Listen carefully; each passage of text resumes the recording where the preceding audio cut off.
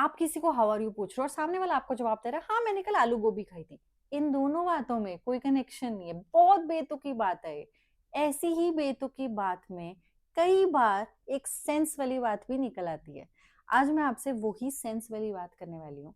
दो सिटीज की टेल है, a tale of two cities. Author है चार्ल्स डिकेंस। लंदन और पेरिस की बात हो रही है। फ्रेंच रेवोल्यूशन है हमारा पॉलिटिकल लैंडस्केप और हीरो कौन है? India.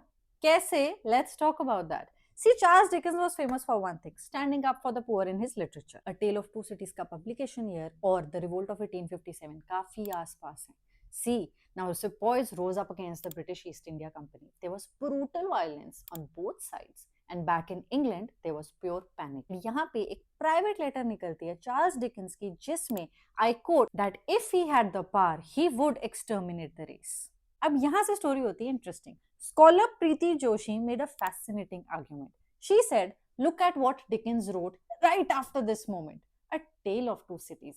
A novel about the French Revolution. उसमें mobs था, violence था, revolution tearing apart a society. So on the surface, it is about France, but Joshi says the emotional fuel was India. तो अब India कैसे? Dickens' own son, Walter Dickens, was serving in the East India Company's Bengal Army during this exact period. सोचो, उसका बेटा India में था. सो इस पूरे पेपर में बहुत अच्छे से इस इमोशनल फ्यूल की बात होती है. How this wasn't an abstract empire for Dickens, it was personal. His family was woven into this imperial machine. His son wore the uniform.